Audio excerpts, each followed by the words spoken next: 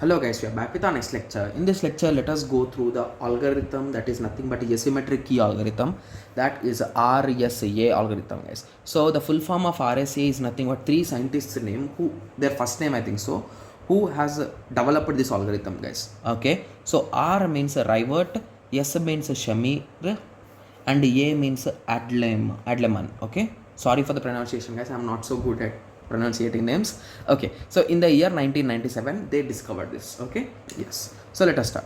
So basically asymmetric key is nothing but we are having some two different keys, right? So private key and public key, in that way, right? Yes, so it is an asymmetric cryptographic algorithm with two keys, that is public key and private key concept is used here.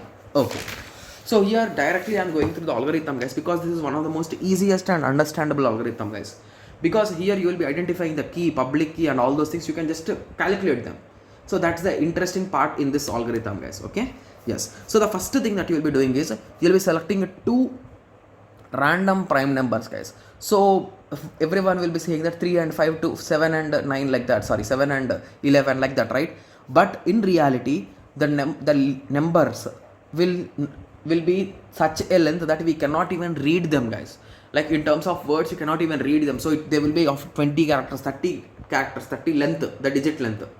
That much big they will be there, guys, because they should not be cracked, right? So as the length increases, the security also increases directly proportionally, guys. So if you increase the number of digits, how tough it will be, that much tough the security will also be there, guys.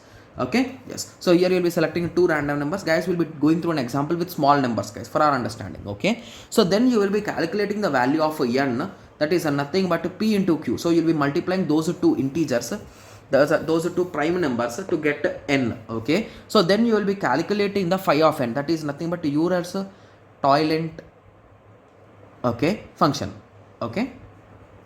Okay, so basically phi n is equals to p minus n into q minus n. So basically do minus 1 from here, minus 1 from here, multiply them. Okay, yes. So after that we need to choose the value of e. So whenever you are solving in examinations, like any kind of competitive examinations or anywhere, they will be giving automatically the value of e, guys. There is no need for you to calculate. So if they did not give you, your goal is just to calculate it in between 1 to phi of n. So basically it should be in between those two.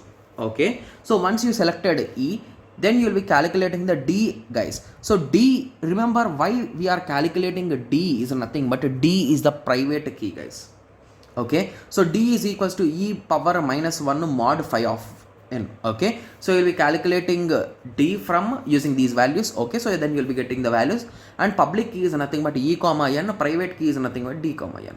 Okay, yes. So this here you got the private key and public key. Okay, so while encryption you will be using this, guys. So c is equals to m message power e mod n. Okay, whereas in decryption you will be using m is equals to c power d, because that is your private key mod n, right? So you'll be using these two steps to encrypt and decrypt the message. Okay, so now concentrate, guys. I don't know how many of you understood the algorithm, but if you understand the problem, you can automatically write the algorithm, guys. That is the major advantage with these kind of problems, right? Yes. So here we are assuming let p is equals to 3 and q is equals to 1. Okay, so n is equals to p into q. Okay, so we are multiplying it, so we got 33. Okay, phi of n is nothing but, I told you, this minus 1 and this minus 1 both multiply, so 2 into 10, it is nothing but 20. Okay, similarly it is given that e is equals to 7, guys. Okay, so the Achille gave us. Okay, so we know the formula, d is equals to e power minus 1, that is nothing but e inverse mod phi n. So I transferred this e onto the other side, so e into d mod 20 is equals to 1. Okay, so then we will be approximately substituting the value of e to get the mod value as 1. Okay, so in some calculators even you can do these kind of things, guys. Okay, yes.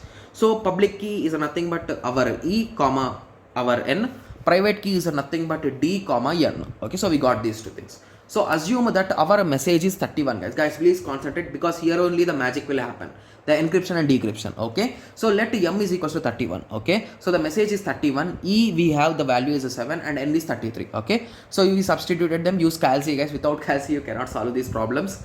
Okay, so we got 4. Okay, so now do with the final message. So m is equals to c power the value of d, that is 3 mod 33. Okay, so this is your private and this is your public. Okay, so we got 31. So if you notice, this 31 is nothing but this 31, right? Hence you encrypted it. So in encryption it is 4, after decryption again you got 31. So you successfully transferred it in between, right? Yes. So this process is nothing but RSA algorithm, guys. Okay, so I hope everyone got a clear idea about the RSA algorithm, how we are finding the private key, public key, and doing encryption, right? Yes. So I hope everyone got a clear idea. So in the next lecture, we'll be discussing about Diffie-Hellman's algorithm. So basically, Diffie-Hellman's algorithm is used to exchange keys, guys. So if two members are having a key, so how they can exchange their keys by using this algorithm. Okay. So we'll be discussing about that in the next lecture. Okay. Thank you. Thanks for watching.